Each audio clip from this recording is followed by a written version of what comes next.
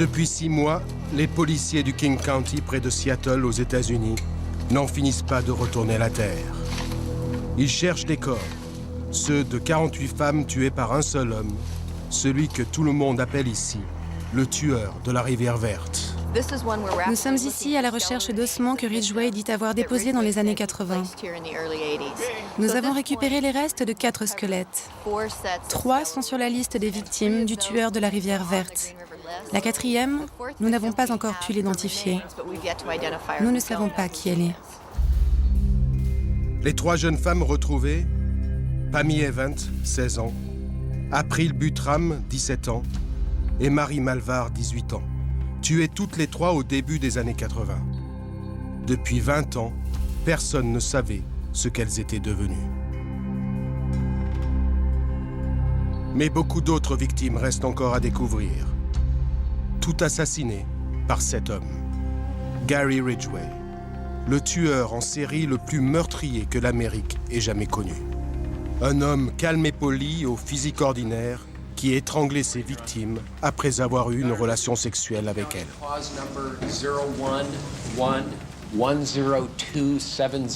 Aujourd'hui, il passe pour la première fois devant le juge et l'Amérique découvre son visage. Maître, demandez à votre client de bien vouloir s'approcher de la barre. Comment plaidez-vous face à l'accusation de meurtre aggravé au premier degré de la victime numéro 1, Wendy Lee Caulfield?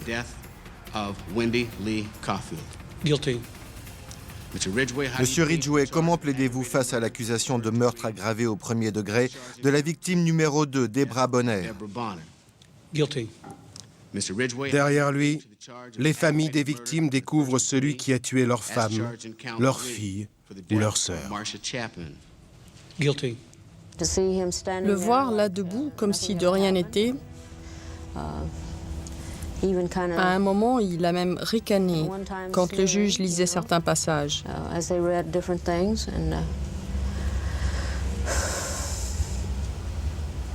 C'était dur de rester tranquillement assise et de ne pas lui sauter dessus. La lecture de l'acte d'accusation va durer près d'1 heure. Le juge va lire 48 fois la même phrase. Seul change le numéro de la victime et son nom. C'était un choc. Depuis 20 ans, je me demande pourquoi elle. Pourquoi ma sœur qui était enceinte? Pourquoi l'a-t-il abordée et tuée? Et 48 fois, Ridgway plaide coupable avec le même visage impassible.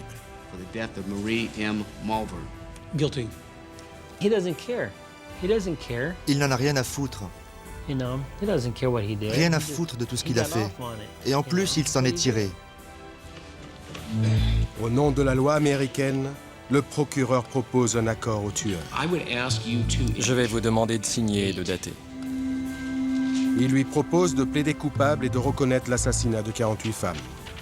En échange, le tueur de la rivière verte va sauver sa tête. Sa condamnation à mort sera commuée en détention à perpétuité. Jamais un tel contrat n'a été signé avec un tueur en série.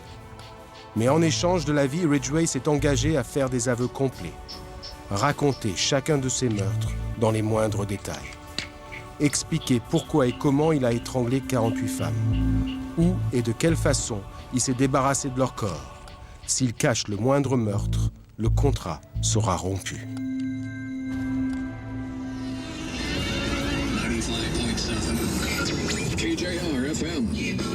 Seattle, au nord-ouest des États-Unis.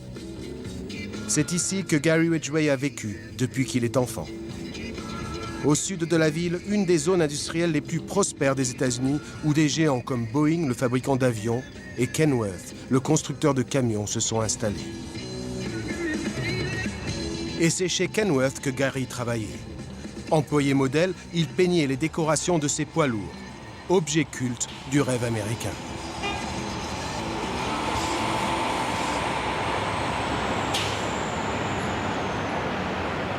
Consciencieux, appliqué, maniaque même, Ridgway était irréprochable. Nous avons retrouvé 2 de ses anciennes collègues. Linda Blaney a travaillé aux côtés de Ridgway pendant 30 ans. Elle vient d'apprendre qu'il amenait parfois les cadavres de ses victimes à l'usine, sur le parking, à l'arrière de son pick-up. Et dans la journée, il venait les voir de temps en temps avant de s'en débarrasser. Dire qu'on était là et qu'on passait à côté de ces corps, c'est difficile à accepter, même quand on sait que c'est vrai. Encore sous le choc, son amie ne parvient toujours pas à en parler. Elle n'arrive pas à comprendre comment elle a pu sympathiser pendant 30 ans avec un monstre sans avoir le moindre soupçon. Il était très bien, Gary, très sociable, très sympa. Il était bavard? Oui, très bavard. On parlait de tout et de rien. Il avait toujours quelque chose à vendre, des choses très différentes. Moi, il a essayé de me vendre du détergent. Jamais je n'aurais pu penser qu'il était le tueur de la rivière verte. Après 21h, Gary quitte le travail au volant de son pick-up.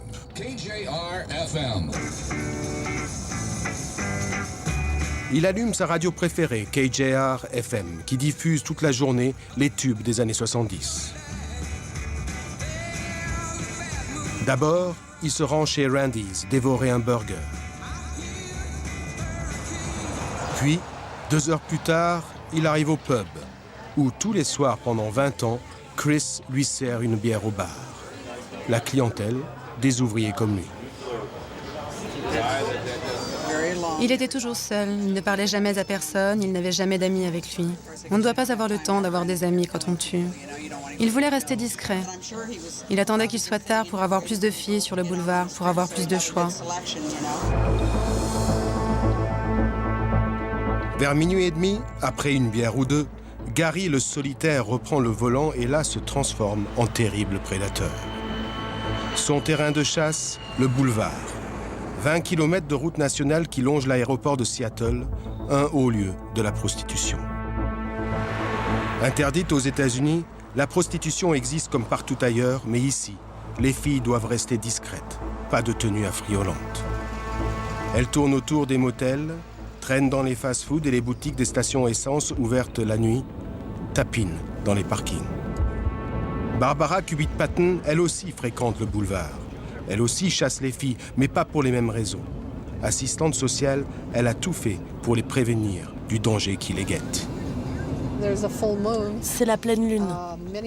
La plupart des filles ont été tuées 3 jours avant ou 3 jours après la pleine lune.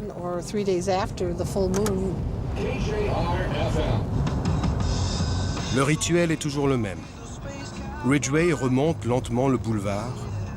Il longe les parkings, scrute l'entrée des motels, observe les allées et venues dans les stations-service. Arrivé au bout du boulevard, il fait demi-tour et recommence. Il traque sa proie, parfois pendant plusieurs soirs de suite. Une fois sa victime repérée, il arrête le pick-up à sa hauteur et lui propose poliment de monter. Les filles n'avaient aucune appréhension. Pour elles, il s'agissait d'un client ordinaire. Il n'a rien d'effrayant ni de menaçant. Il ne ressemble pas du tout à l'image que les gens se font d'un tueur en série. Et comme n'importe quel client, Ridgway entreprend une relation sexuelle avec la fille, généralement à l'arrière de son pick-up. La relation sexuelle à peine terminée, il étrangle sa victime et se débarrasse du corps. Le tout en moins d'1 heure.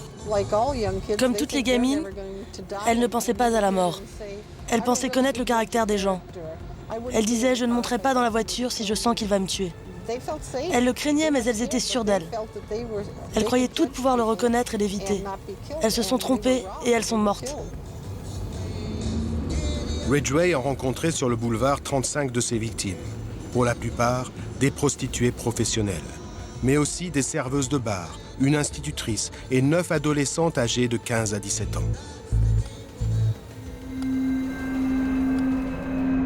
Comme il s'est engagé à le faire dans le contrat qu'il a signé avec la justice, Ridgway accepte de tout raconter.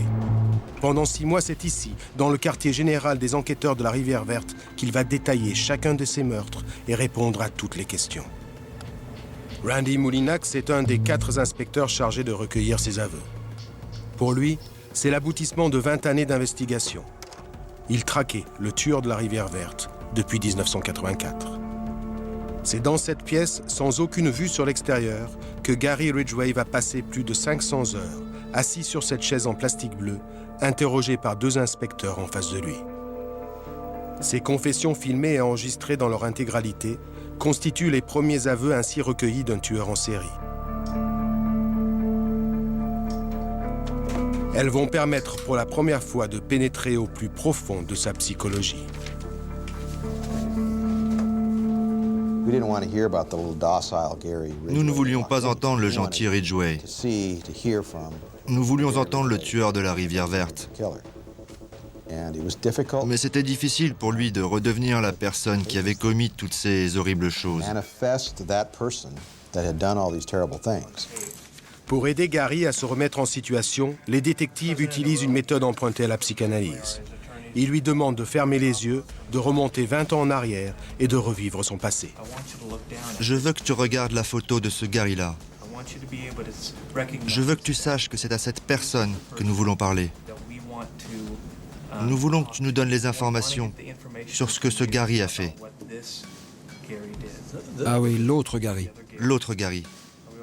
On est OK avec ça? Oui. Ça va? Oui, c'est bon. Il faut que ça sorte. Gary se plonge dans un état quasi hypnotique et raconte.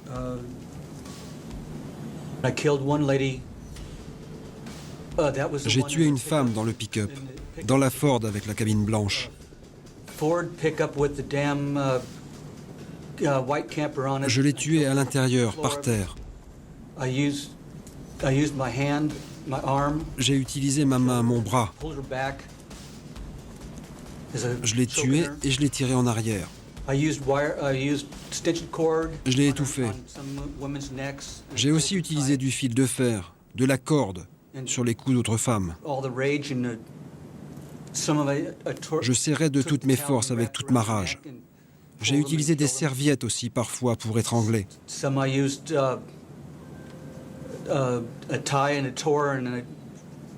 Pour certaines femmes, des cravates. Et en mettant mes pieds dans leur dos, j'ai tiré aussi fort que possible pour les tuer.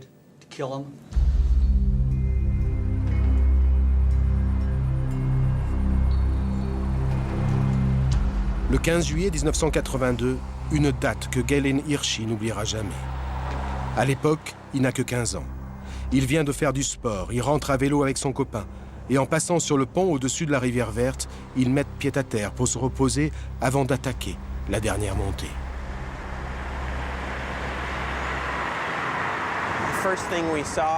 La première chose que nous avons vue, c'est une paire de tennis blanches. Elles flottaient dans l'eau.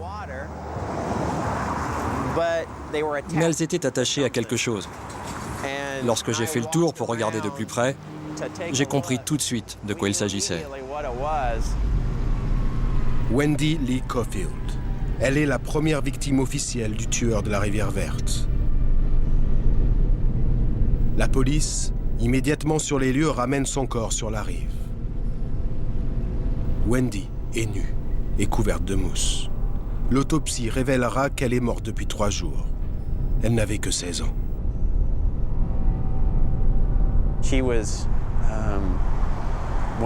Elle n'avait qu'1 an de plus que nous. Ça m'a fait mal d'y penser. Et ça m'a travaillé pendant de nombreuses années.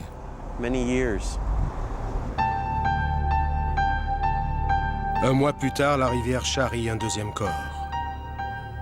Puis un 3e, un 4e et un 5e. La police comprend alors qu'il s'agit d'un tueur en série. L'affaire fait la une du journal local et la peur s'abat sur la ville. C'est la psychose. Les parents s'inquiètent pour leurs filles, les maris pour leurs femmes. Le tueur de la rivière verte rôde et pendant 20 ans, personne ne veut savoir qui il est. Personne ne sait qu'il vit là, tout près de chez eux. Personne ne se doute qu'il est un des leurs.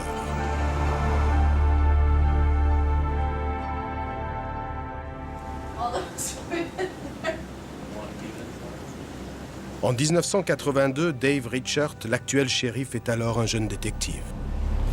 Il est nommé responsable de la force spéciale mise en place pour traquer le tueur et le mettre hors d'état de nuire. Au plus fort de l'enquête, plus de 20 policiers travaillent sous ses ordres. Les investigations vont coûter 2 millions de dollars par an. Le côté frustrant de toute cette affaire, c'est que nous passions plus de temps à trouver des victimes qu'à gagner du terrain sur le tueur. Nous dépensions plus de temps à récupérer des corps qu'à suivre des pistes.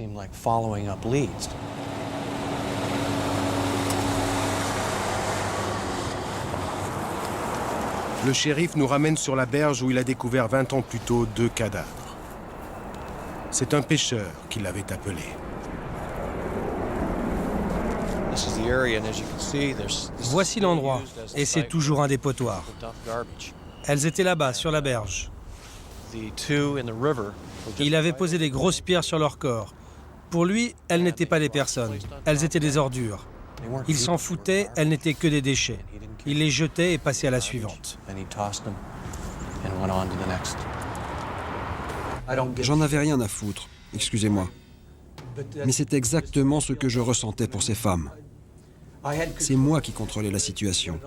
Et c'était ça le plus important, c'est moi qui contrôlais toutes ces garces. Je leur disais de la fermer et d'arrêter de crier, et je les relâcherais. Mais je continuais à les étrangler. J'en avais rien à foutre. Je ne voulais pas me faire prendre. Je n'avais pas d'amour. Personne ne m'aimait, alors qu'elles aillent se faire foutre.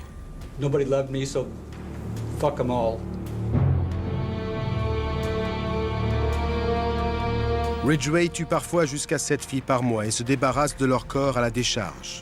Mais pas n'importe comment. Il prend plaisir à regrouper plusieurs corps au même endroit pour venir les revoir ensuite. Peut-on dire, Gary, que tu plaçais les corps en grappe? Oui. C'est le terme que tu emploies. Tu es le premier à l'avoir utilisé, ce mot. Oui, c'est ça, oui, des grappes. Ok, des grappes alors. Une grappe, pour moi, c'est un tas de femmes. Pas 3, 4, mais 5 ou 6. Mais tu avais dit 3 ou 4. Je ne sais pas combien j'en ai tué. J'ai jamais compté.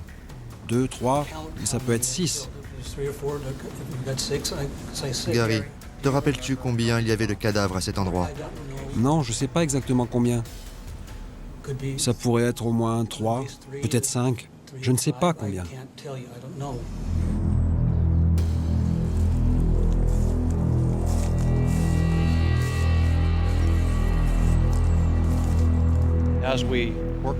Pendant que je continuais à descendre vers la rivière pour récupérer les 2 victimes, je suis tombé sur un 3e corps, celui d'Opal Mills, la 3e victime de ce 15 août.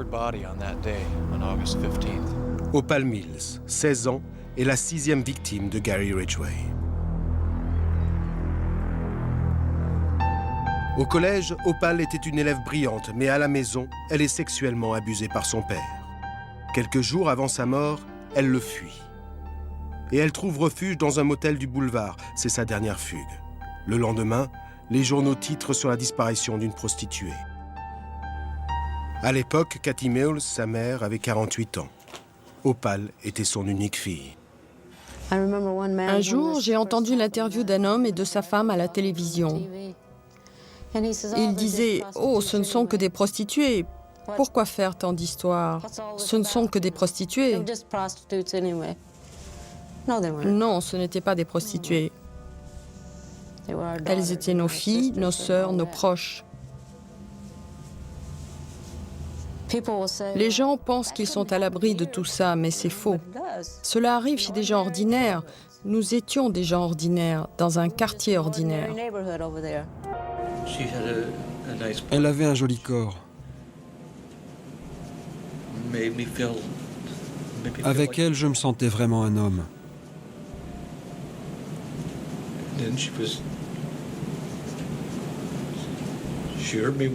Mais elle m'a blessé quand elle m'a dit qu'elle n'avait pas de temps pour moi.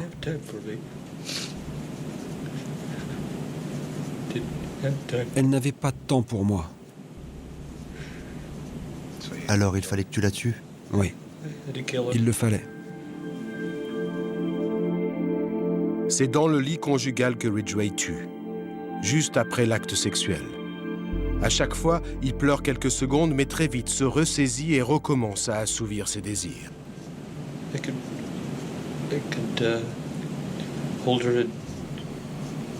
À ce moment-là, je pouvais la tenir, alors qu'avant, elle ne voulait pas.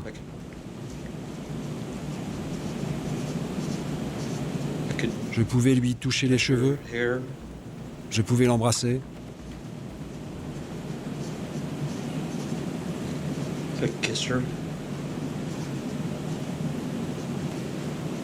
Tu pouvais lui faire tout ce que tu voulais, Gary, c'est ça?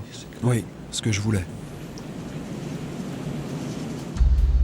Ce rituel nécrophile, Gary Ridgway l'a répété des dizaines de fois. C'est avec ses mains, photographiées par la police américaine, que Gary étranglait ses victimes. Il n'utilisait jamais d'armes pour ne pas laisser le moindre indice. Lorsqu'il tuait une femme dans sa chambre, il retirait les draps qu'il mettait dans la machine et les lavait immédiatement. Il était très prudent. S'il avait été griffé, il coupait les ongles de ses victimes et prenait soin de se débarrasser des bouts d'ongles dans les toilettes. Il pensait sans cesse à ne laisser aucun indice. 1985, 86, 88, les années se succèdent et la police piétine. Les filles continuent à disparaître, mais le tueur de la Rivière Verte reste invisible. Les enquêteurs s'attachent au moindre indice, diffusent des portraits robots, suivent plusieurs pistes, y compris celle de Ridgway. Lors d'une perquisition à son domicile, ils prélèvent même un échantillon d'ADN. Mais sa piste est abandonnée. À l'époque, le principal suspect est un certain Melvin Foster. Vétéran du Vietnam, ancien mercenaire devenu chauffeur de taxi, il amène souvent les prostituées du boulevard. Pour le FBI, il est le coupable idéal. Sa maison est placée sous surveillance de jour comme de nuit, son téléphone sur écoute. Sa vie devient un enfer. Ils ont gaspillé 2 ans de leur temps à m'observer en train de regarder la télévision dans mon salon, pendant que les filles du boulevard et de Seattle disparaissaient et mouraient les unes après les autres. C'est inexcusable. Quant à ma famille, ils suivaient mes enfants quand ils rentraient de l'école et le dimanche, quand ils revenaient de l'église avec le prêtre. Ils suivaient mon père quand il se rendait à Seattle chez ma sœur. Il avait plus de 70 ans. Cela lui a provoqué 4 attaques cardiaques et puis enfin la crise cardiaque qui l'a tué. Ils m'ont privé de mon père. Aujourd'hui, je réclame des compensations aux assurances pour tout ça et je les aurai. Pendant ce temps, les victimes se multiplient. Marie Malvar a 18 ans quand elle disparaît du boulevard en avril 1983. Son corps vient d'être retrouvé grâce aux aveux du tueur. Sa famille peut enfin commencer son deuil, mais les Malvar sont furieux. Au moment des faits, le père de Marie avait remonté la piste jusqu'à Ridgway. On aurait pu sauver 20 filles s'ils avaient écouté mon père quand il avait fait sa propre enquête. 20 de ces filles seraient encore vivantes. Lorsque Ridgway fait monter Maria dans son pick-up, son petit copain et souteneur surveille la scène. Il suit le pick-up et relève la plaque d'immatriculation. Le lendemain, Maria n'apparaît plus. Le souteneur alerte la famille. Le père de Maria part à la recherche du pick-up et le retrouve devant la maison de Ridgway. Il prévient la police. Les enquêteurs se rendent à son domicile. Ils l'interrogent. Ridgway les reçoit gentiment et nie tout. Ils s'en vont, persuadés qu'ils n'ont pas affaire au tueur de la Rivière Verte. Cela a vraiment été une occasion manquée par la police. C'est toujours plus facile de comprendre les choses après, avec le recul. Il faut comprendre que cet homme était un vrai caméléon, capable de se fondre dans tous les environnements, au travail, avec les prostituées et même avec la police. Il était vraiment capable de s'adapter à toutes les situations.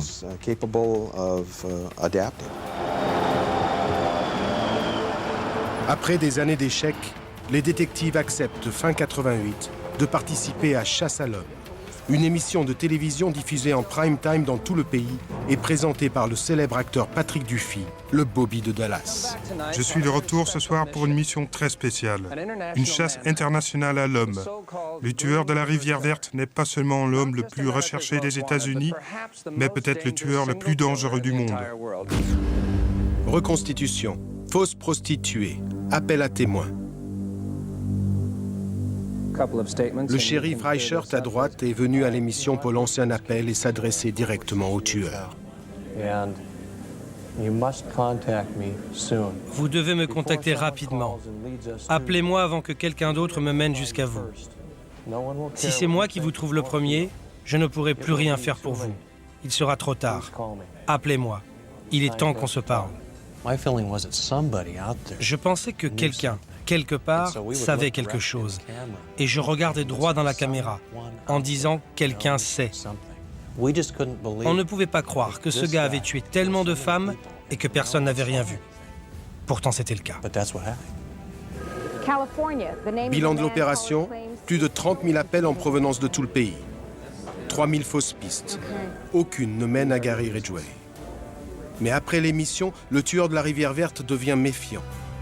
Pendant 10 ans, on ne signale plus aucune disparition, du moins dans la région.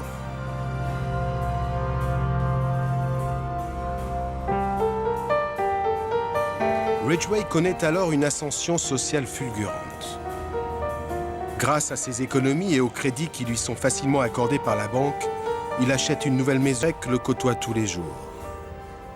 Glenn Gregurek, qui a travaillé lui aussi comme ouvrier toute sa vie, est un homme apparemment sans histoire. Depuis 30 ans, il pêche souvent, comme beaucoup d'autres ici, dans les eaux de la Rivière Verte. Avec sa femme Sharon, il tombe de haut le 30 novembre 2001 lorsqu'il voit le visage de leur voisin apparaître pour la première fois à la télévision.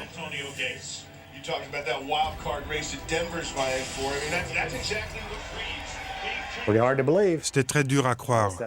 Ma femme et moi étions juste là, assis à la table. Et ça, c'est la maison de Gary Ridgway, juste là. C'est là qu'il vivait. Gary et sa femme Judith vivent dans cette maison comme des Américains moyens. Ils fêtent Noël en famille, organisent des repas du dimanche et prennent régulièrement quelques jours de vacances pour faire du camping dans la montagne.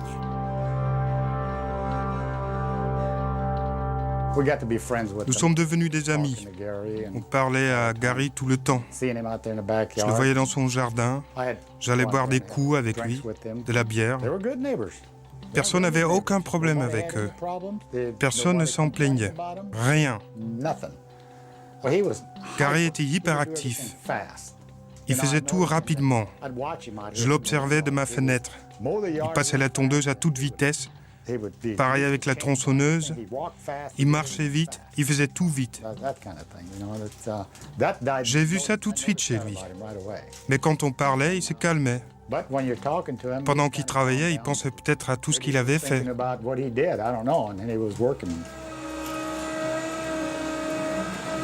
Pendant 10 ans, les inspecteurs de la Rivière Verte continuent à stocker des pièces à conviction. Des montagnes de cartons entassés dans un hangar. Dans ces cartons, tous les objets rassemblés par les enquêteurs, vêtements, pièces de pick-up, ossements. Mais aucune de ces pièces ne permet de remonter jusqu'au tueur de la Rivière Verte.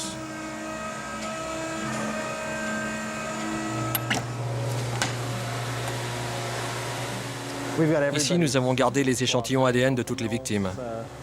Ceux de Paul Mills, de Christensen.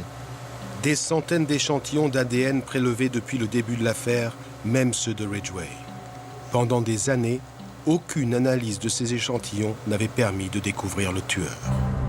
2001, coup de théâtre. Une nouvelle technique de décryptage d'ADN relance l'enquête. Des traces de sperme sont découvertes sur un seul poil pubien de l'une des premières victimes, Opal Mills. Ces traces sont analysées. Elles permettent d'identifier formellement Léon Gary Ridgway. Son ADN est ensuite découvert sur les échantillons de 4 autres victimes. Le 30 novembre 2001, le tueur de la Rivière Verte est enfin sous les verrous. Après son arrestation, sa maison est démontée. Son jardin creusé, ratissé, tamisé, rien. Pas le moindre indice.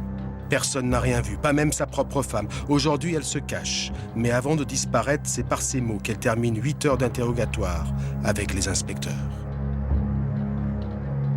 L'homme que je connais est magnifique. Je dirais tout le bien que je pense de lui. Il a été le meilleur. Je l'aime. Pourtant, les policiers découvrent chaque jour de nouvelles horreurs. Ridgway allait parfois jusqu'à amener son propre fils, Mathieu, sur les lieux de ses crimes. Il prenait une fille en stop, garait le pick-up, faisait quelques pas avec elle dans la forêt, laissant le jeune garçon seul dans la voiture. Un jour, Mathieu s'étonne que son père revienne sans la fille. Ridgway lui répond qu'elle a préféré rentrer à pied. J'ai eu des relations sexuelles avec elle. Et pour éviter de faire du bruit, j'attendais qu'un avion passe pour la tuer, pour que personne ne puisse entendre. Surtout Mathieu, n'est-ce pas? Oui, surtout Mathieu, car je ne voulais pas qu'il sache quoi que ce soit. Il ne sait toujours pas d'ailleurs. Il est resté dans le camion pendant tout le temps. Quel âge avait-il? Il avait 8 ans. Et tu ne crois pas qu'il va s'en souvenir? Je ne sais pas s'il va s'en souvenir. Mathieu ne s'est jamais douté de rien. Il aimait son père. Aujourd'hui, âgé de 29 ans, il découvre la face cachée de son père et le visage de ses victimes. Il sait aujourd'hui qu'il en a rencontré quelques-unes.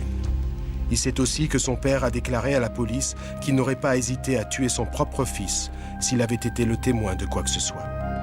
Depuis, Mathieu se cache. Il a fait savoir à son père qu'il ne veut plus jamais le revoir.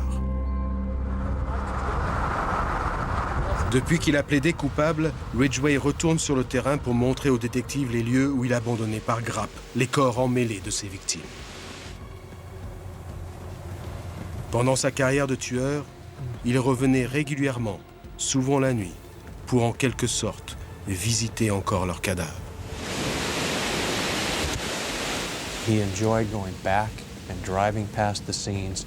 Il aimait retourner sur les lieux et revivre le souvenir de chacune des victimes.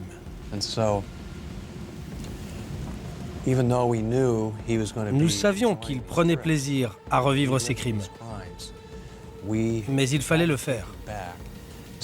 Il fallait le ramener pour qu'il nous montre les endroits exacts où il abandonnait ses victimes. Car c'est une des choses qui nous a permis de l'enfermer à vie.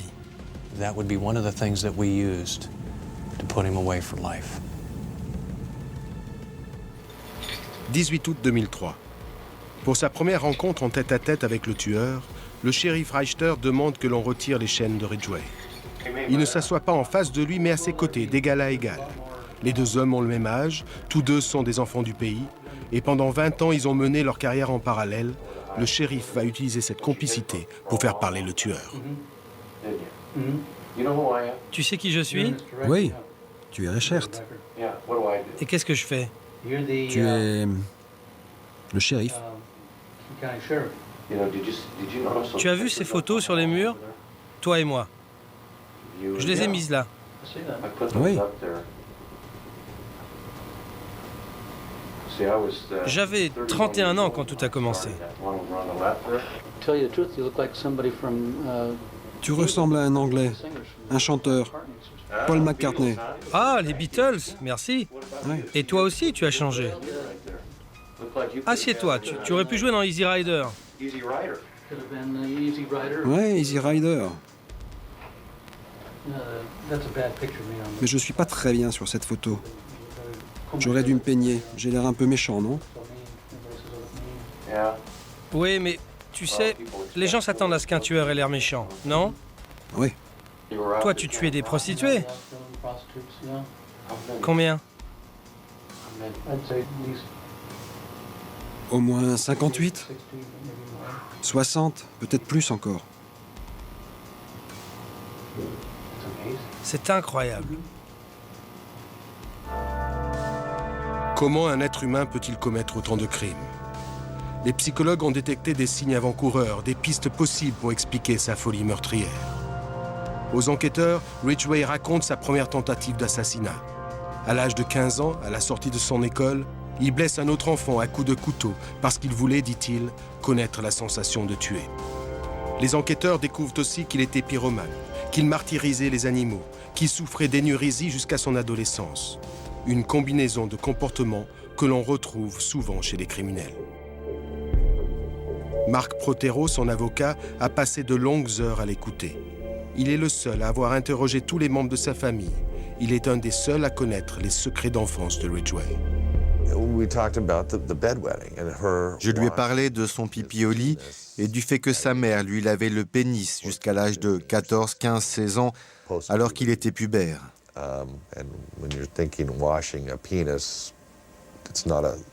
Entre laver un pénis et la masturbation, il n'y a qu'un pas. Ma théorie est que sa haine des femmes et les meurtres des prostituées viendraient de la relation qu'il entretenait avec sa mère. Parfois, il voulait la tuer, parfois, il était amoureux d'elle. Dans ses confessions, Ridgway, en bon fils, protégera toujours sa mère. Il n'évoque ses relations incestueuses qu'à mots couverts. Les femmes m'ont dominé, et je n'aime pas être dominé. J'ai toujours eu plein de problèmes à la maison, et je n'étais pas assez fort pour me défendre et interdire que l'on profite de ma faiblesse et qu'on se serve de moi. Je n'étais qu'un petit pleurnichard, alors que quand je tuais les femmes, je les dominais. J'expulsais ma rage pour un moment. Et je pleurais, oui. Je pleurais.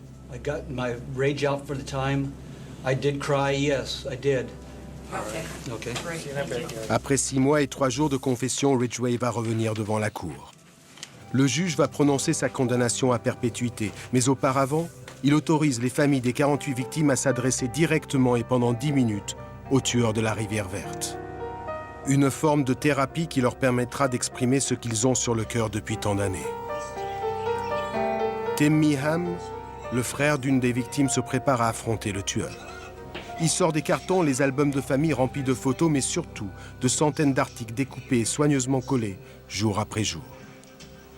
Brigitte Meehan avait 18 ans et elle était enceinte de 8 mois. C'est comme si le temps s'était arrêté, comme si 20 ans n'avaient jamais existé.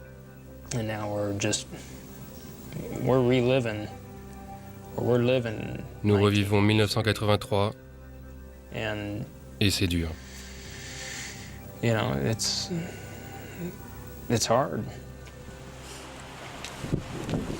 18 décembre 2003, 6 heures du matin.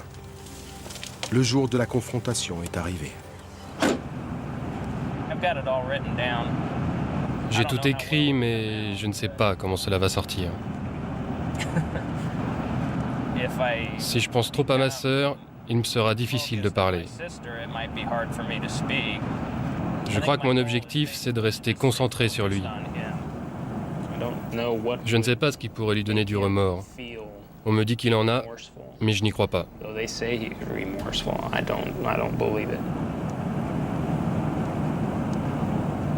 8h30. Les familles arrivent au tribunal. Tim Meehan, José Malvar, le frère de Maria, et Cathy Meos, la maman d'Opal.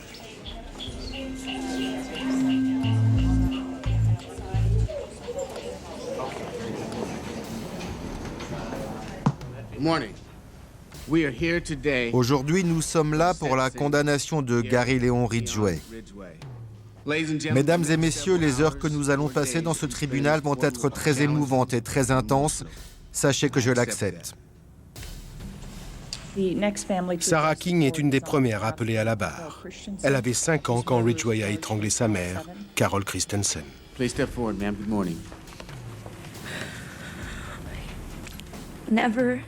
Jamais, en 1 million d'années, je n'aurais pensé me trouver un jour face à l'homme qui a tué ma mère.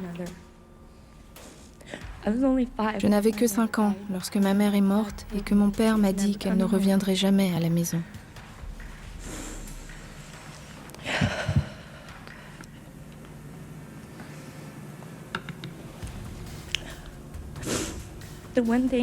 La seule chose que je veux que vous sachiez, Gary Ridgway, c'était que j'étais cette petite fille à la maison.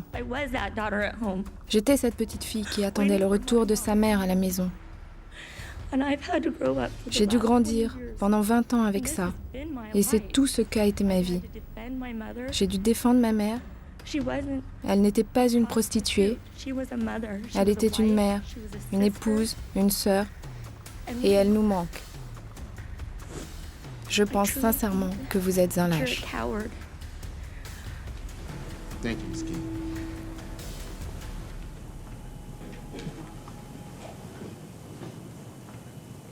Monsieur Malvar? Bonjour, monsieur. Mon nom est José Malvar et je suis le frère aîné de Maria Malvar. Ça fait longtemps que j'attends ce jour, Gary Ridgway, le loser. Car vous êtes vraiment un loser. Si j'avais la possibilité de faire ce que j'ai envie de vous faire en ce moment même, j'aimerais que vous ressentiez la souffrance que vous avez fait subir à vos victimes. Mais je ne peux pas. Remerciez Dieu qu'il y ait des policiers entre vous et moi. Si j'avais la possibilité de faire ce que je veux faire, je le ferais maintenant ici, et ce serait fini. Je suis en colère. Je serai toujours en colère. Pendant 20 ans, pendant 20 longues et sombres années, toutes nos fêtes de Noël et d'anniversaire ont été gâchées à cause de vous. J'espère que vous pourrirez en enfer, fils de pute. S'il vous plaît, abstenez-vous d'applaudir. Ce n'est pas approprié dans un tribunal. Bonjour, monsieur. Bonjour. Vous êtes Tim, hein? Tim Meehan. Il y a beaucoup de choses que j'aimerais dire à propos de ma sœur Mary Meehan et de sa courte vie. Mais j'ai bien peur qu'elle tombe dans l'oreille d'un sourd, celle de Gary Ridgway. C'est pourtant lui qui aurait le plus besoin de les entendre. Il s'en fout. On ne pourrait pas s'en foutre davantage. Il n'a versé aucune larme pour ma sœur, Mary, ni pour l'enfant qu'elle portait dans son ventre. Mary était un être humain, comme le sont votre mère ou votre fils. Elle n'était pas une ordure, comme vous avez qualifié toutes vos victimes. En réalité, c'est vous l'ordure. J'en ai fini avec vous, Gary. C'est terminé. C'est à mon tour de me débarrasser de vous comme d'une ordure.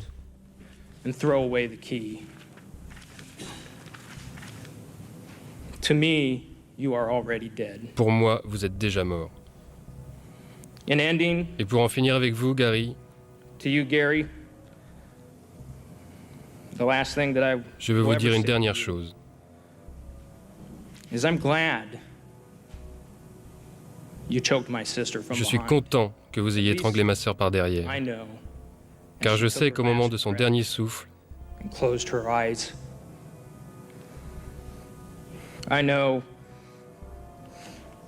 sa dernière image n'était pas la vôtre, celle d'une véritable ordure de notre société.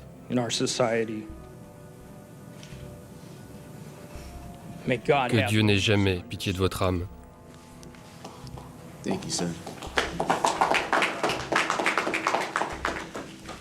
Pendant 3 heures, le tueur de la rivière verte montre le même visage impénétrable et tranquille.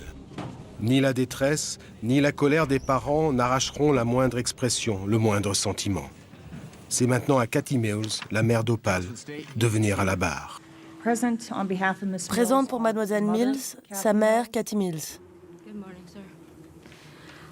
Je voudrais tout d'abord remercier M. Ridgway de nous avoir évité un procès, car cela aurait été très dur. Cette procédure suffit. Vous nous avez tenus en otage pendant tant d'années. Nous vous avons haïs. Nous avons voulu vous voir mourir. Mais tout cela est terminé maintenant. Gary Leon Ridgway, je vous pardonne. Je vous pardonne. Vous n'avez plus d'emprise sur moi. J'en ai fini avec vous. J'ai atteint une paix intérieure que beaucoup ne comprennent pas. Mais je vise aujourd'hui pour retrouver un jour ma petite Opal. Je peux vous pardonner, car j'ai l'espoir de la revoir un jour. Et si cette journée ne brise pas votre esprit maléfique, je ne sais pas ce qui y parviendra. Je vous dis au revoir, Monsieur Gary Leon Ridgway. Ces larmes sont les premières que Ridgway versera pendant le procès. Des larmes qui rappellent que le tueur qui a reconnu l'assassinat de 48 femmes est un être humain.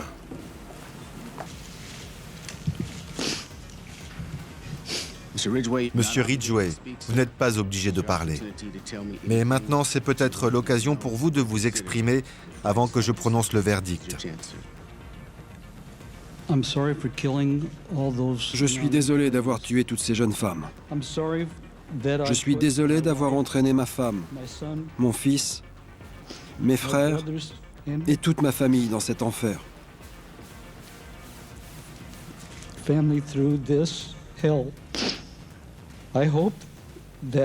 J'espère qu'ils trouveront le moyen de me pardonner. Je suis désolé pour les femmes qui n'ont pas été retrouvées. Je suis désolé d'avoir causé autant de peine à autant de familles.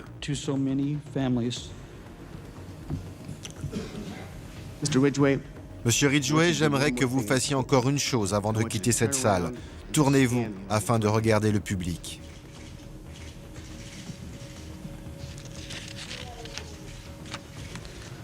Monsieur Ridgway, ce sont les membres des familles et les amis de celles que vous avez tuées. Pendant que vous passerez le reste de votre vie dans une minuscule cellule, cernée de vos seules pensées, sachez que ces femmes que vous avez tuées n'étaient pas des femmes jetables, des friandises dans une assiette placée sur terre pour satisfaire vos désirs meurtriers. Vous n'étiez pas capable de leur faire face quand vous les avez tuées. S'il vous reste un soupçon de sentiment, vous ferez face à ces jeunes femmes dans vos rêves, comme vous ferez face à vos sordides actions dans l'intimité de vos pensées. Monsieur, s'il vous reste un soupçon d'émotion, vous serez hanté pour le reste de votre vie. Monsieur Ridgway, avec vos avocats, vous pouvez quitter la salle.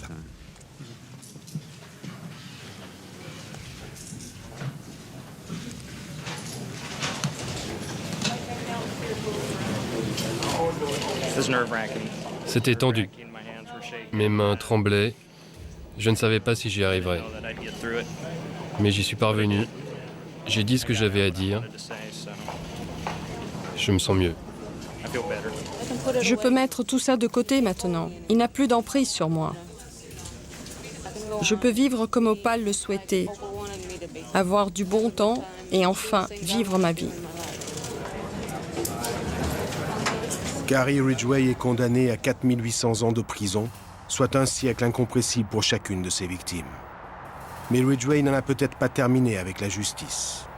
Dans ses confessions au shérif, il avouait une 60aine de crimes, peut-être davantage encore. Si les enquêteurs découvrent de nouveaux cadavres, avec une preuve formelle de sa culpabilité, le contrat sera rompu et le tueur de la Rivière Verte condamné à la peine de mort. Quant à ses aveux, ils vont être analysés, décryptés, étudiés pour essayer de comprendre un jour peut-être les racines. Nous sommes sur la côte atlantique en plein après-midi du 27 février 2002. Dans les dunes de Sauveterre, à Olonne-sur-Mer, un retraité sportif fait son jogging. Lorsque, soudain, il remarque un étonnant balai autour d'une vedette échouée sur la plage. Des hommes visiblement très pressés font eux aussi un jogging, mais très particulier, en portant chacun un gros sac noir.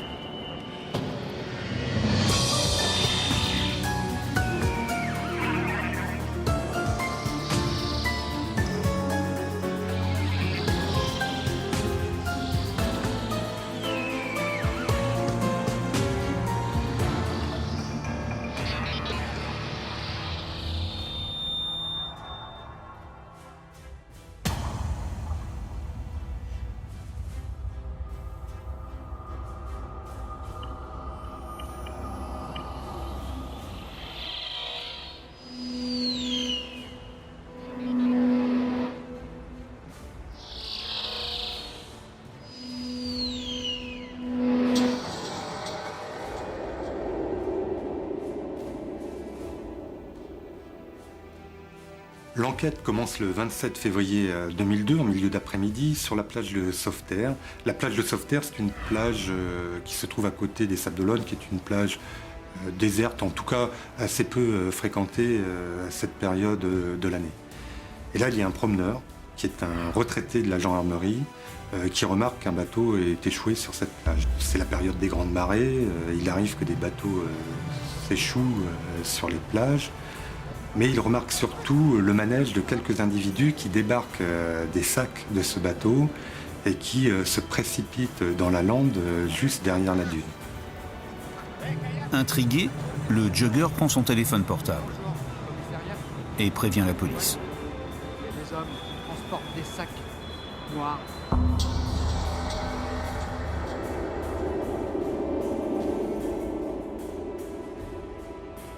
S'agissant d'un bateau qui s'échoue, vous pouvez penser que c'était un accident, et dans ces cas-là, le protocole fait que c'est la gendarmerie maritime qui vient donc procéder à l'enquête dans ce qu'on appelle une fortune de mer.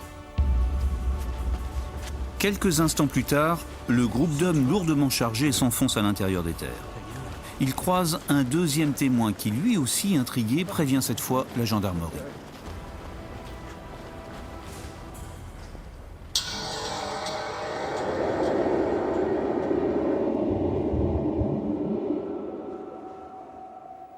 Nous, on est appelé par le commissariat de police pour un bateau échoué sur la plage. Donc à l'intérieur de la vedette, quand nous sommes arrivés, nous avons trouvé une bonne dizaine de jerrycans de 20 litres d'essence, une carte marine des Antilles, une boîte de téléphone satellitaire, les documents d'une goélette d'une vingtaine de mètres environ, ainsi qu'un papier avec 5 noms à consonance hispanique dessus.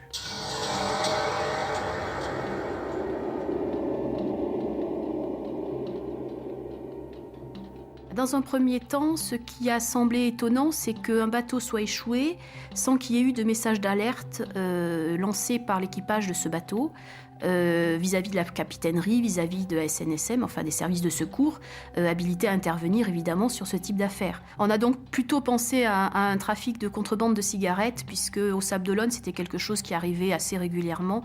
Les marins-pêcheurs, de manière assez habituelle, ramenaient, certains d'entre eux évidemment, des cartouches achetées en Espagne, et donc on avait pensé que c'était quelque chose de cet ordre-là. On a contacté les affaires maritimes et avec le numéro d'immatriculation du bateau, on a pu identifier le propriétaire du bateau comme étant un dénommé Arthur, domicilié du côté de Toulouse.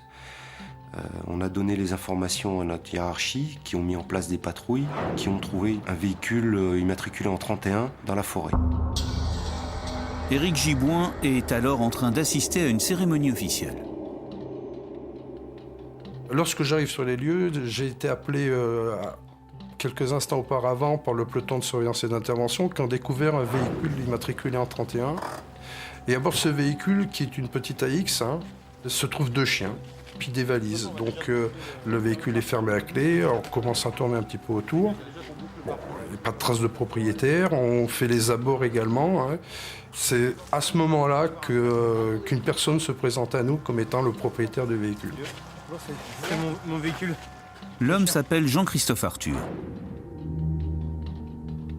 Est-il un des membres du groupe aperçu par les 2 témoins quelques heures auparavant?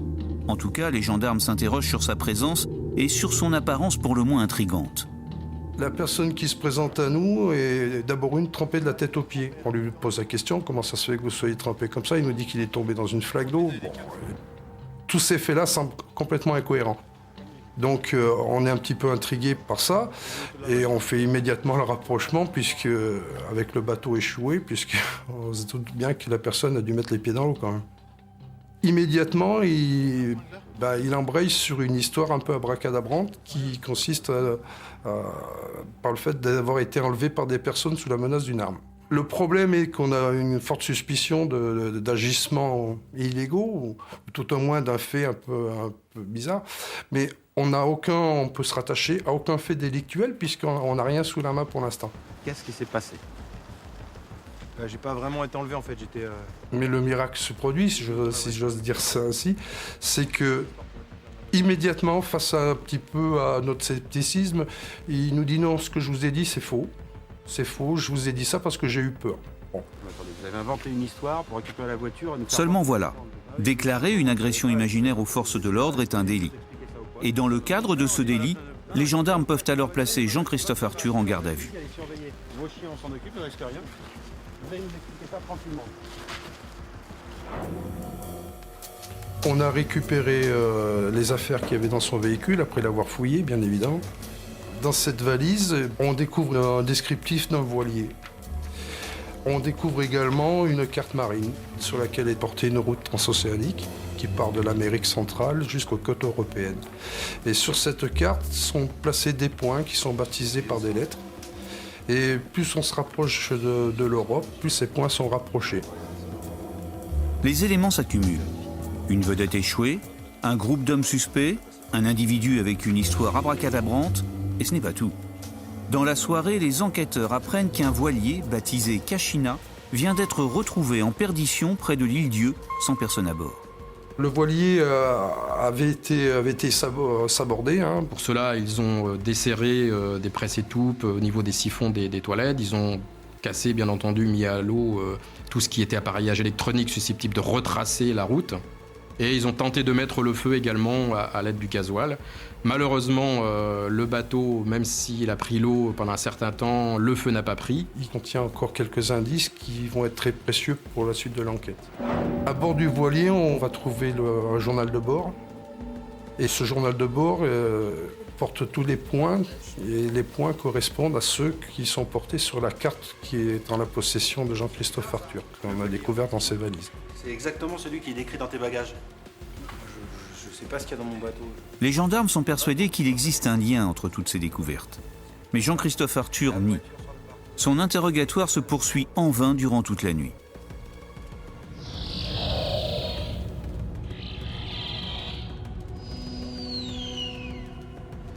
Au petit matin, Éric Giboin rentre chez lui. Mais son répit est de courte durée.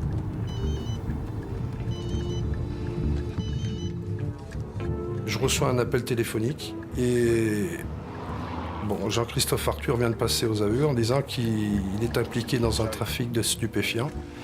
Et mon interlocuteur me dit il y a 400 kilos de marchandises dehors. Alors je suis un petit peu interloqué parce que c'est une belle quantité. Et je lui dis 400 kilos de shit et il me répond non, c'est mieux que ça. Et alors je dis c'est pas possible. Et il me dit si, c'est 400 kilos de cocaïne qui sont dans la nature. 400 kilos de cocaïne. L'affaire est énorme. Seules les grandes organisations criminelles sont capables de manipuler de telles quantités. Des organisations qui savent aussi faire taire les bavards. On se transporte sur les lieux avec Jean-Christophe Arthur, qui demande à être protégé parce qu'à cet instant-là, il se sent menacé. Donc on prend toutes les mesures qui vont bien en termes de précaution de survie. Et on l'amène à Sauveterre. On arrive à proximité de la plage où se trouve la vedette. Jean-Christophe Arthur nous guide. Il prend un petit chemin qui est perpendiculaire au sentier. Et là, à l'intérieur de la forêt, il n'y a rien. Alors, ce que je redoutais, ça se confirme. Je me dis, tiens, ils sont venus récupérer la marchandise. Et à ce moment-là, je suis très, très, très désappointé, très déçu également. Mais je veux pas en rester là et je me dis que il faut quand même fouiller aux alentours. On est en train de raconter des cracks, là. Jean-Christophe Arthur a-t-il inventé une nouvelle histoire? Ou s'est-il trompé d'endroit? Les gendarmes élargissent en tout cas le périmètre des recherches. Cela nous réussit puisqu'on découvre dans un autre chemin qui se trouve à peu près une vingtaine de mètres en contrebas, on découvre du matériel nautique. Il s'agit de GPS, de compas, des différents instruments de navigation qui ont dû être tirés du voilier. Mais il faut qu'on fouille davantage pour pouvoir découvrir 13 autres sacs et ces sacs-là contiennent de la cocaïne. Au moment où on découvre ces sacs, je me dis, à mon avis, on a dégoté une belle affaire, quoi. C'est une grande satisfaction pour un enquêteur, quel qu'il soit. Beau boulot, les gars. Vous me déblayez tout le reste? Oui. C'est plus qu'une belle affaire. C'est l'affaire. Même si au final la quantité de cocaïne découverte est un peu moins importante, la prise est historique et l'enquête n'a pas duré 24 heures. Il s'agit d'environ 350 kilos de cocaïne pure à 95%. Je n'ai pas connaissance à l'époque qu'il y ait eu de prises plus importantes que celle-ci sur le territoire métropolitain. 333 kilos de cocaïne répartis dans ces sacs de sport. La saisie effectuée par la gendarmerie maritime des Sables-d'Olonne est évaluée à plus de 73 millions d'euros. Mercredi après-midi, un gendarme à la retraite se promène à proximité de cette vedette échouée. Il aperçoit plusieurs hommes qui transportent des sacs suspects. L'intervention des médias est intervenue très tôt, à notre sens beaucoup trop tôt. C'est-à-dire qu'en fait, il y a manifestement eu des fuites à partir du moment où on a, au plan local, fait remonter l'information. Ce qui fait que des journalistes, notamment de région parisienne, ont été avisés dès le milieu de la journée du jeudi, alors même qu'on était encore en train de faire les premières constatations. En quelques heures, l'affaire fait la une de la presse régionale et nationale. Du coup, les enquêteurs se retrouvent sous une forte pression médiatique. Dès que l'info a filtré, tout a été très vite, hein, tout s'est précipité. Évidemment, la presse, il y a eu des bulletins AFP, la presse s'est emparée de l'affaire et on a été pris un petit peu dans un tourbillon médiatique. Et donc en fin de journée, nous avons effectivement fait une conférence de presse pour dire le minimum de ce qu'on pouvait dire et effectivement montrer la saisie, puisque c'était ça qui était évidemment recherché par les médias à ce moment-là. Compte tenu de l'importance de l'affaire et de la quantité de drogue qui a été découverte, de toute façon, ça aurait été médiatisé à un moment ou à un autre. Donc nous, on prend tout simplement les devants pour à la fois que les médias soient prévenus et puis valoriser en même temps le travail d'enquêteurs de la gendarmerie qui ont travaillé sur cette découverte. Poser devant les caméras télé et puis poser devant la presse écrite, mais la presse écrite nationale, non, c'est pas courant pour moi. Mais la médiatisation n'a pas que des avantages. Du coup, les commanditaires du trafic sont eux aussi au courant de leur échec. Des commanditaires qui, très probablement, ne sont pas sur le territoire français.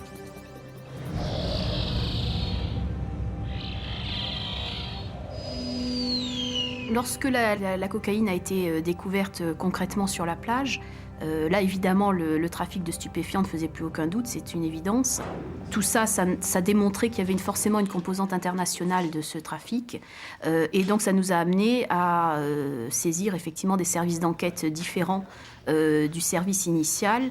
Et à partir de ce moment-là, ça sera donc le SRPJ d'Angers et l'Office central donc, de répression du trafic illicite des stupéfiants, l'Octrice de Paris, qui sera saisi à la demande du procureur de la République.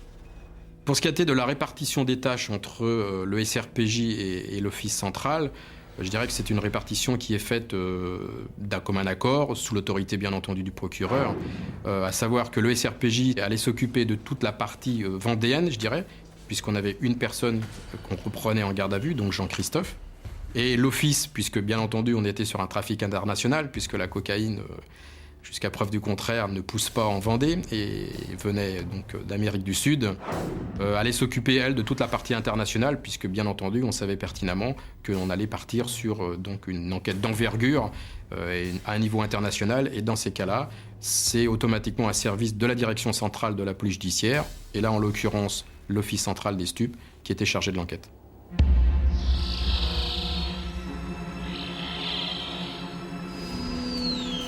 Mais 48 heures après la saisie des 350 kilos de cocaïne, l'affaire prend une tournure pour le moins inattendue. Dans la nuit du samedi au dimanche, les locaux de la gendarmerie des Sables-d'Olonne sont attaqués par un commando très lourdement armé. Nous sommes dans la nuit du 2 au 3 mars 2002, à 1h du matin, et là, un commando de 5 à 6 individus entre dans les locaux de la brigade de gendarmerie des Sables-d'Olonne.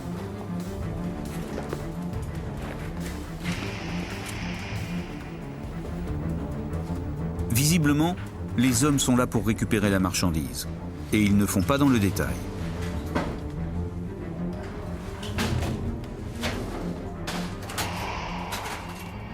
Ils visitent l'ensemble des locaux, arrivent dans le bureau du commandant de brigade, et là, ils forcent à l'aide d'un pied de biche la chambre forte, et c'est en ouvrant cette chambre forte qu'ils déclenchent l'alarme.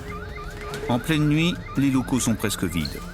Les gendarmes de service sont en patrouille à l'extérieur, et dans le bâtiment, la permanence est juste assurée par une adjointe. Au moment des faits, cette jeune gendarme, elle, est de permanence à la brigade de gendarmerie, à la compagnie. Elle est là pour répondre aux appels urgents, aux alarmes éventuelles.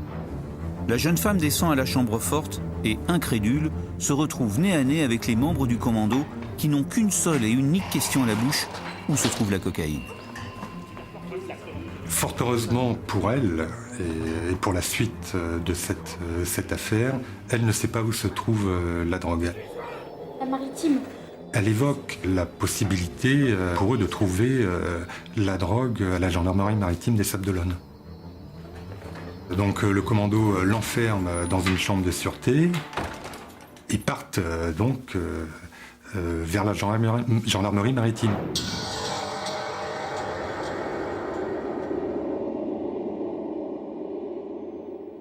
Alors c'est là probablement qu'il y a peut-être une petite erreur, puisqu'ils oublient qu'ils ne savent pas où est la gendarmerie maritime. Ils ont prévu la gendarmerie terrestre, mais pas la gendarmerie maritime. Mais ils reviennent chercher la gendarmette, hein. C'est tout, hein. Ça les trouble pas plus que ça, hein. Ils reviennent la chercher. Et ils sont costauds, hein, les bons hommes, hein. De fait, la détermination du commando est très professionnelle. Même si le niveau de préparation, lui, fait plutôt penser à des amateurs. Lorsqu'ils arrivent à la gendarmerie maritime avec cette jeune gendarme, ils forcent l'entrée et là, ils ne trouvent rien parce que, bien entendu, nous avions mis la drogue en lieu sûr.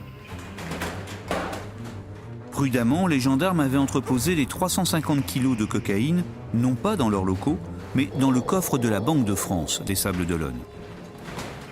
Ça fait un certain temps qu'ils sont sur place, beaucoup trop longtemps, ils le savent, ils n'ont pas d'éléments, ils ne savent plus où aller, ils ne savent plus quoi faire. Là, à ce moment-là, ils savent que la partie est perdue. Et résignés, ils bâillonnent et ligotent la jeune gendarme et ils s'en vont et ils quittent les Sables d'Olonne à ce moment-là. La jeune gendarme, elle, arrive à se libérer, quitte les locaux de la gendarmerie maritime. Elle trouve le moyen de téléphoner et de nous prévenir. Le plan épervier est déclenché immédiatement. Et là, en 30 minutes, toutes les forces de gendarmerie sont déployées sur l'ensemble du dispositif. La jeune femme enlevée par les malfaiteurs a bien du mal à se remettre de ses émotions nocturnes. Donc je suis arrivée au commissariat des Sables d'Olonne donc au petit matin. J'ai rencontré la jeune gendarme qui avait donc été prise en charge par le commissariat à ce moment-là. Les gendarmes sont arrivés à peu près au même moment que moi puisqu'ils ont évidemment été avisés également, le capitaine de compagnie notamment. Cette jeune gendarme était manifestement choquée par ce qui s'était passé cette nuit-là. Elle était assez marquée, elle était parfois à la limite des larmes. Ceci dit, elle restait quand même très professionnelle et très concentrée sur ce qu'il fallait qu'elle dise pour essayer de faire avancer l'enquête. Ce qui aurait pu être beaucoup plus tragique, c'est si la patrouille était revenue au moment où le commando était encore dans la brigade de gendarmerie. Et là, j'ose même pas penser ce qui aurait pu se produire, puisque je vous l'ai dit, le commando était armé, nos gendarmes, bien entendu, étaient armés, qui étaient en patrouille étaient armés également. Et là, ça aurait pu être très très lourd de conséquences. Moi, je suis informé de l'effraction dans notre unité sur le coup des 5h, 5h30 du matin. Et immédiatement, je suis pris d'angoisse parce que je me dis que face à de tels agissements, avec une telle détermination, les individus qui ont commis ces faits-là peuvent très bien s'en prendre à nos familles. Les malfaiteurs n'ont pas pu être interpellés parce qu'il y a un délai entre le moment où eux ont quitté les Sables d'Olonne et au moment où elle a pu nous prévenir. Et en même temps, nous n'avions pas beaucoup de renseignements en ce qui concerne le signalement des auteurs. Le commando qui prend le risque d'attaquer une caserne de gendarmerie et de séquestrer une jeune gendarme, on a affaire là vraiment à des gens très déterminés. En fait, en France métropolitaine, c'est même la première fois qu'une gendarmerie est attaquée par un commando et un militaire pris en otage.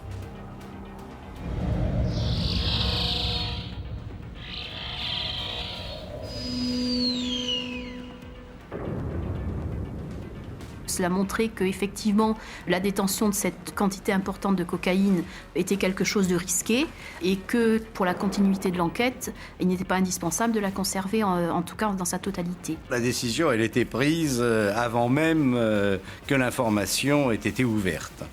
On avait d'ailleurs regardé avec Bérangère Prudhomme ce qui était possible de faire et nous avons effectivement fait brûler les 330 kilos de cocaïne sans aucun regret. Compte tenu de l'attaque de la gendarmerie, je dirais que c'était une mesure d'élémentaire prudence. N'allez surtout pas y chercher une explication psychanalytique du feu venant purifier le forfait de ces gens-là. Non, pas du tout. On brûlait parce que de toute façon, je me voyais mal aller répandre la cocaïne dans la mer, surtout qu'elle était très agitée. Et puis l'enterrer, il y aurait bien eu quelqu'un pour la déterrer. Donc il nous restait l'incinérateur de Nantes. La décision a été prise vite, très vite, et c'est le juge d'instruction Didier Gallo qui a donné l'ordre de détruire les 350 kilos de cocaïne. La marchandise qui était bien stockée au Sable d'Olonne, dans un lieu tenu secret, a été ramenée à Nantes sous bonne escorte. Elle a ensuite été incinérée dans une déchetterie dans les plus brefs délais par mesure de sécurité. Pour retrouver le commando, l'alerte est nationale et la mobilisation générale. Et puis bien sûr, tout le monde s'interroge. Qui sont les hommes du commando ? Soit on avait affaire aux gens qui n'étaient pas encore arrêtés, qui avaient aidé au déchargement, donc les complices de Jean-Christophe, soit aussi les gens qui étaient aussi sur le Cachina, sur le voilier, mais on n'en avait pas non plus la certitude.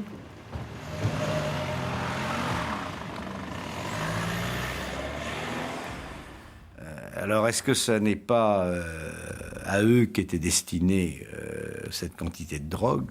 Je n'en sais rien. Hein. Est-ce que ce sont des gens qui ont profité de l'occasion en disant « Tiens, il y a un bon coup à faire au Sable d'Olonne » ou alors, c'était les destinataires qui avaient besoin de cette drogue pour acheter des armes. On a pensé à l'ETA, hein.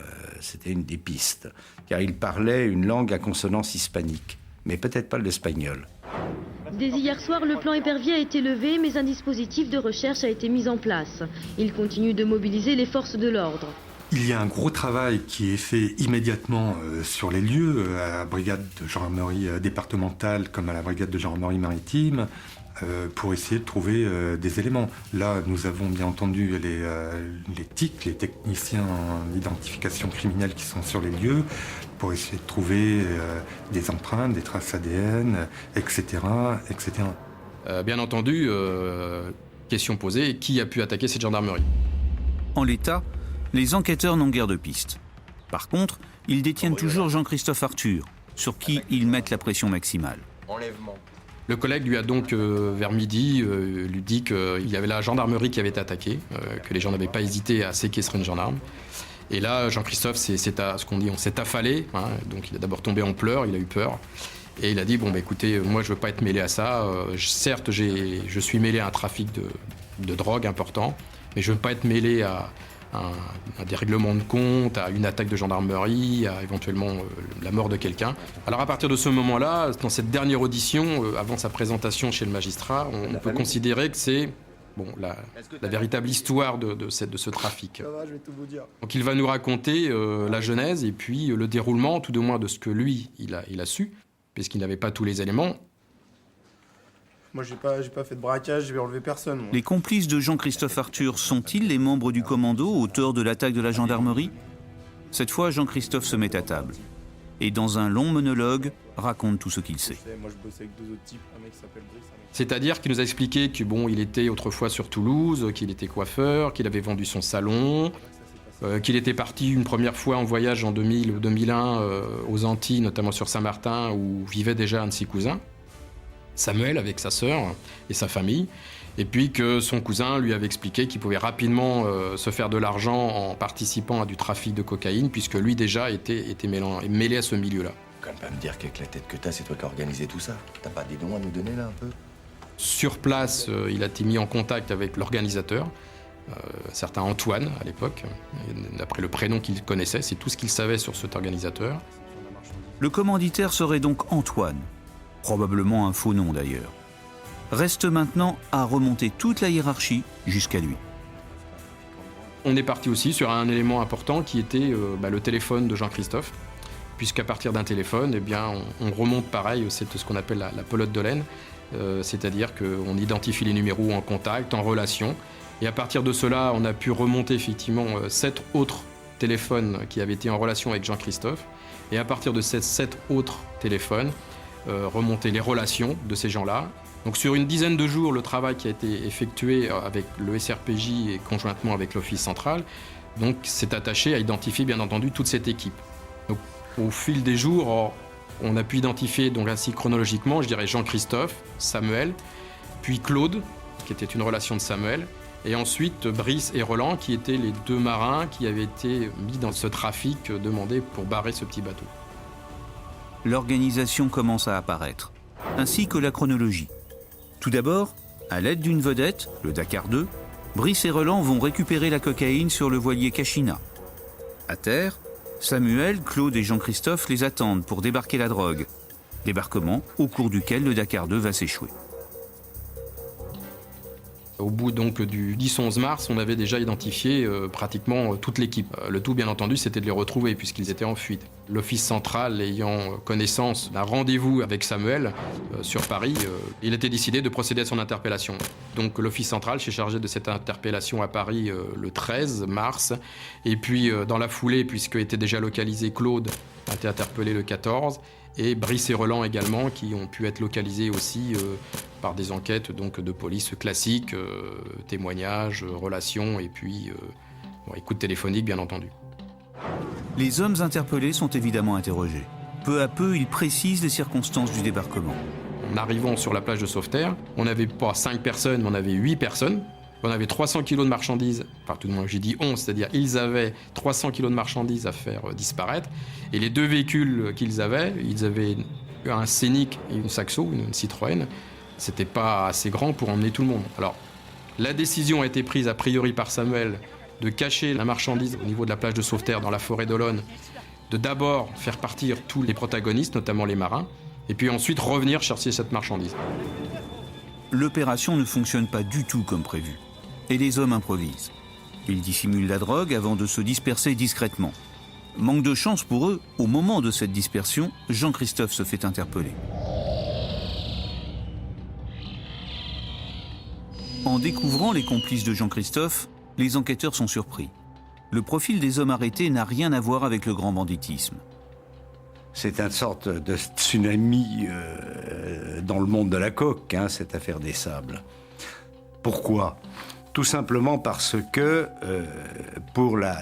c'est la seule fois où nous récupérons au niveau gendarmerie, police et justice l'équipe de recueil, celle qui récupère la marchandise. Et alors l'équipe de recueil, c'est aussi une des particularités de l'affaire des sables, c'est que, on ne connaît pas les autres équipes de recueil, après tout, peut-être qu'elles se ressemblent, toutes ne sont pas des voyous. Jean-Christophe Arthur, 33 ans, coiffeur. Champion de France de coiffure à plusieurs reprises, il s'ennuie dans la routine de son salon qu'il revend en 2001 pour changer de vie. Samuel Darnaud, 24 ans. Il vit à Saint-Martin dans les Antilles. Il avait lancé un club de taekwondo qui a fait faillite. Aujourd'hui, il est gérant d'une laverie automatique. Claude Serrano, 27 ans, sélectionné en équipe de France de taekwondo, où il décroche une médaille de bronze aux championnats d'Europe. Il rêve des Jeux Olympiques, un rêve brisé par une vilaine entorse au genou. Brice Pelletier, 25 ans, fils de gendarme. Sportif, opposé à la cigarette et à la drogue, son rêve, c'était de devenir pompier. Enfin, Roland Baudin, 40 ans, fils de militaire et homme aux professions variées dans le bâtiment, la restauration et la mécanique. L'équipe de récupération à terre est au complet. Maintenant, il va falloir remonter au-dessus. On allait orienter notre travail à présent sur les 3 personnages du voilier. Donc sur ces 3 personnages, il y avait 2 Sud-Américains avec vraisemblablement des fausses identités. Les 2 marins sont en fait colombiens et ils sont passés à travers les mailles du filet. Ils ont eu le temps de quitter la France et via la Hollande de rentrer chez eux en Colombie. Par contre, on avait un élément qui était intéressant sur ce voilier, c'était le 3e, le petit jeune, le Bosco, surnommé Alex, franco-espagnol. Donc on allait nous concentrer notre travail ensuite pour identifier ce personnage. Une nouvelle fois, les enquêteurs épluchent les appels téléphoniques et réussissent à isoler un numéro de téléphone. Au bout d'une quinzaine de jours, on s'est rendu compte que Alex était en fuite en Espagne, qu'il était parti retrouver son père, mais que ça se passait pas très bien là-bas parce que le père était quelqu'un apparemment de violent, d'alcoolique, et qu'il avait l'intention de revenir en France. Lorsqu'on a pu savoir à peu près la date où il revenait, on a monté ce qu'on appelle une souricière. Donc, ce n'est pas un guet-apens, mais c'est une surveillance sur le lieu où il devait revenir en contact avec sa famille. Et il a été interpellé donc, dans la région de façon classique.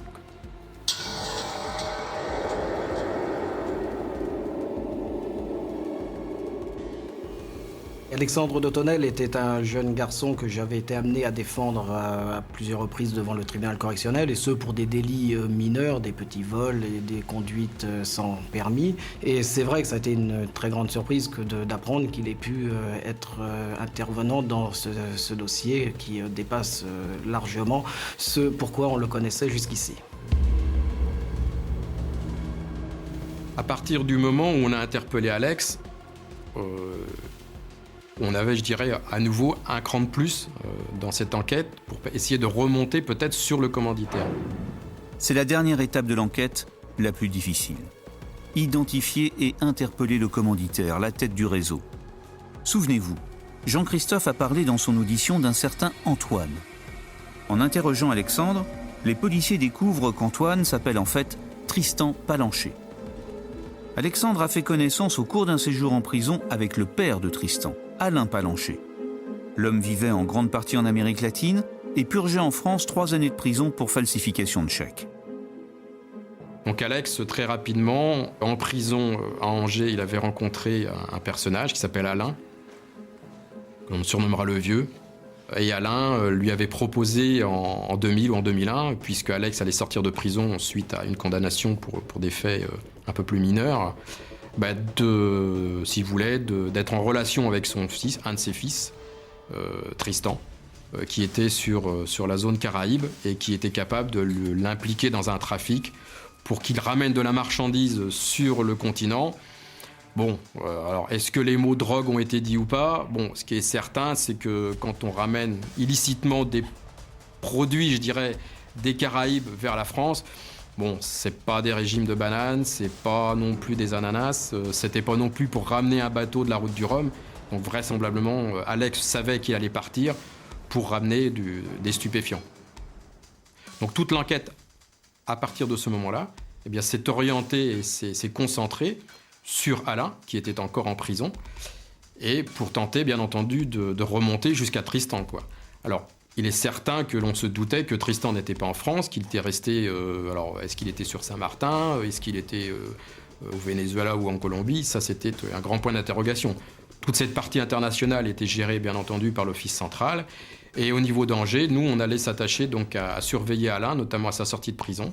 Alain Palancher sort tout récemment de prison, hein. Il a dû sortir en avril 2002, et il y a des contacts, on l'a bien identifié, et on va essayer d'en savoir un petit peu plus, hein.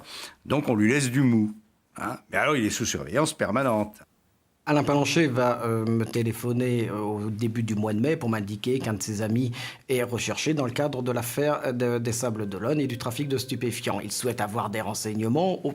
Très rapidement, il va me laisser entendre que Tristan est concerné plutôt près que loin de cette affaire. Et il va également m'indiquer qu'il existe un coffre au Crédit Agricole d'Angers, sauf erreur de ma part, et dans lequel il se trouve des liquidités qu'il faut absolument récupérer. Dans les jours qui suivront, Alain désirant, lui, repartir donc vers l'étranger, notamment vers l'Amérique du Sud, va avec sa belle-fille au compte pour récupérer cet argent et ses faux passeports.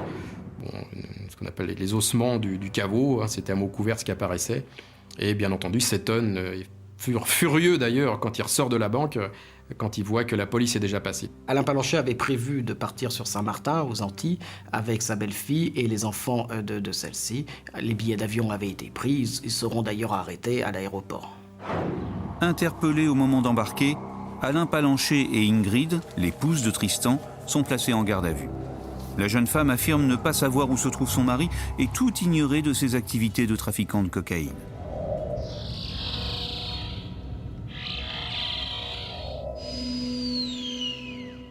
Tristan Palancher est donc le cerveau de l'opération. Seulement, c'est un cerveau lointain, caché quelque part sur le continent sud-américain. Un élément nouveau est apparu au mois de juin dans cette enquête. tout d'un coup, la flamme s'est rallumée.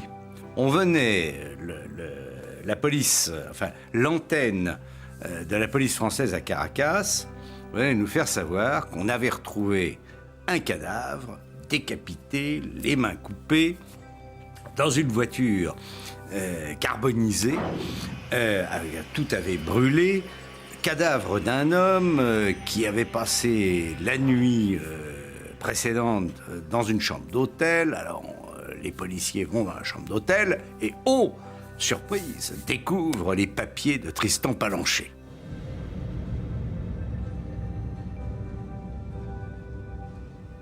À partir de là, ces éléments sont remontés donc via Interpol pour information à notre service, sachant que Tristan était recherché puisqu'il faisait l'objet d'un mandat d'arrêt international. Tristan Palancher, mort, assassiné dans des conditions certainement désagréables, ayant perdu ses mains et sa tête. C'était plausible. C'était plausible. On avait quand même des doutes. Et de là, le juge d'instruction a décidé de faire rapatrier des os, je crois que c'est un morceau de fémur ou de ce corps, pour comparer avec un ADN familial, et en l'occurrence celui de la mère de Tristan, pour vérifier s'il s'agissait bien de ce Tristan.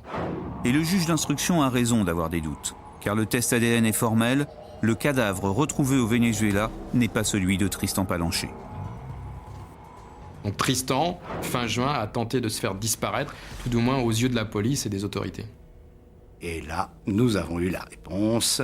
Tristan Palancher nous avait monté une arnaque. Voilà, donc il était vivant.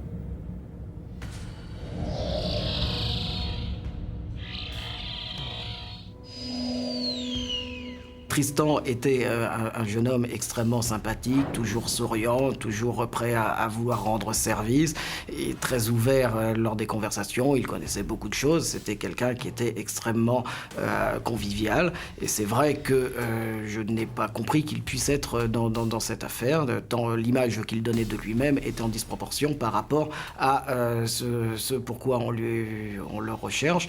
Étant précisé également que lorsqu'on l'écoute lors des conversations téléphoniques qui ont pu être interceptées, on est extrêmement étonné par le ton qu'il peut utiliser et la violence qui s'en dégage.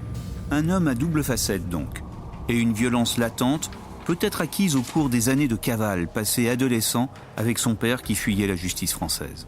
Tristan Palancher va partir vivre en Amérique du Sud avec son père. Il est extrêmement jeune et il va vivre dans un milieu très atypique puisque ce seront des bars à hôtesses avec des gens assez peu fréquentables qui vont venir dans cet établissement et ça va être ses amis qu'il va avoir dans ce contexte. L'une des premières missions qu'on va lui proposer finalement ce sera de se rendre en Floride pour y livrer des stupéfiants. C'est pas l'enfance que tout le monde a, c'est la sienne et elle est extrêmement particulière. En attendant, Tristan Palancher est introuvable, insaisissable. Est-il toujours en Amérique du Sud ? Le monde est grand et les moyens des policiers, eux, sont limités. Mais parfois, ils ont de la chance. 2 ans plus tard, en avril 2004, un Colombien est interpellé dans les Antilles françaises pour trafic de drogue. Et les policiers, en l'interrogeant, font une découverte intéressante. L'homme, qui se surnomme Carlos, était en fait le capitaine du voilier le Cachina qui transportait la cocaïne vers la France. Et évidemment, Carlos sait des choses. Lorsque j'ai donc procédé aux auditions de Carlos, il est apparu effectivement que Carlos s'était mêlé au trafic de stupéfiants dans le cadre des cartels, mais un peu contraint et forcé. Il m'a expliqué que s'il ne le faisait pas, sa famille serait vraisemblablement tuée. Lui, c'était un marin, c'était d'abord un militaire, c'était un marin. Lui, son but, c'était de... Bon, certes, véhiculer de la cocaïne, mais c'était d'être sur des bateaux. Donc l'intéressant, c'était de savoir s'il avait à nouveau des nouvelles de Tristan. Et Carlos nous a expliqué que Tristan avait été un élément important dans le maillon de ce cartel, ou tout du moins de cette organisation, qui changeait de nom, qu'il avait vraisemblablement aussi changé de visage, qu'il avait peut-être pris aussi la place de son supérieur à l'époque, qui était surnommé Tarzan, je crois, puisque vraisemblablement ce supérieur avait été mort, assassiné dans le cadre de règlement de compte entre eux, et que Tristan avait pris, je dirais, un échelon supérieur et qu'il était un des organisateurs des trafics de stupéfiants, en matière de cocaïne bien entendu, dans ce cartel qu'il connaissait. Le dernier membre d'équipage sera finalement identifié par les policiers. C'était également un Colombien, entre-temps décédé d'une crise cardiaque. Tristan Palanché est donc membre d'un cartel colombien et demeure évidemment hors d'atteinte des policiers français. En revanche, aux Antilles, sur l'île de Saint-Martin, l'homme a des biens qui intéressent beaucoup la justice. En un après-midi, j'en avais saisi, je crois, pour $1 million de l'époque. C'était très clair entre la villa, les comptes, les 2 Harley-Davidson. Il n'y avait pas encore de tableau de maître, mais on n'était pas loin. Et là, on a interrompu l'irrésistible ascension de Tristan Palanché avant qu'il ne devienne un bienfaiteur de l'humanité. Mais l'identification de Tristan Palanché ne répond pas à toutes les questions. Est-il le seul instigateur du trafic ? Est-il aussi le commanditaire du cambriolage de la gendarmerie ?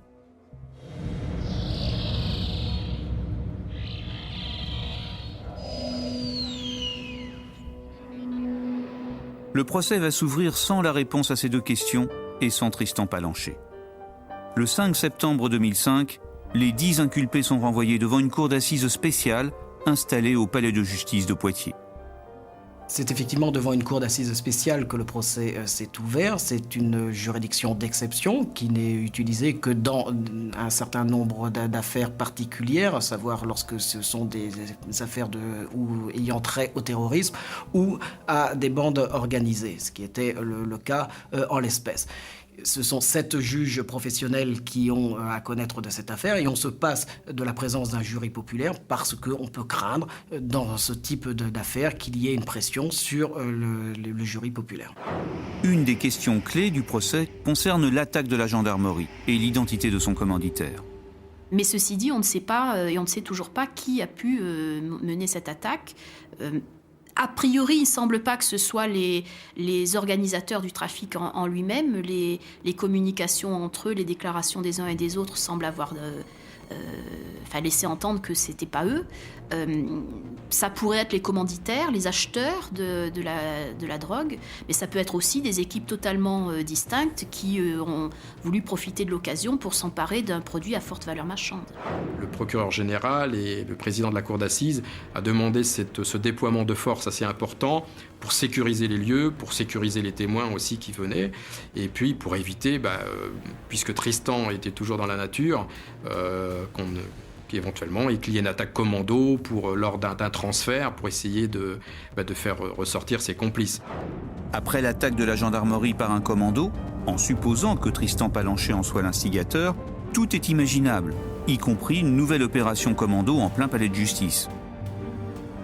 D'habitude, pour un client classique, ça va de 2 à 3-4 gendarmes. Mais là, je crois qu'il y avait toujours 3 voitures, ainsi qu'un renfort de gendarmerie mobile, etc. Les 10 accusés doivent répondre d'importation de cocaïne en bande organisée. Ils risquent 30 ans de réclusion criminelle. Reste à savoir si les inculpés sont de vrais professionnels ou de simples amateurs dépassés par les enjeux. On peut effectivement se poser la question de savoir si cette organisation était bien montée pour apporter 300 kilos de cocaïne depuis le Venezuela, via les Antilles, vers le continent et notamment vers la Vendée. Est-ce que Tristan avait bien organisé son affaire ? On a effectivement l'impression que peut-être il avait